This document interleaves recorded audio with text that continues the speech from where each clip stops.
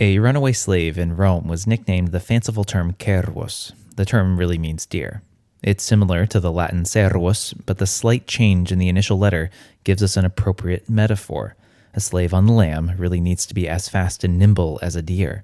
We get a hint that this term comes from the 6th Roman king Servius Tullius, himself maybe born a slave, and Servius dedicated a temple to Diana on the Aventine Hill on the Ides of August, a day that also coincided with a festival to slaves.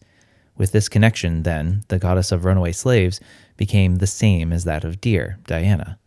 We might even be able to connect this to the Rex Nemorensis, the priest king of a grove sacred to Diana in Aricia, 20 miles outside of Rome. He himself was a runaway slave who had assumed the title of Rex, a priest serving Diana, by slaying the former king in hand-to-hand combat. Such a brutal line of succession.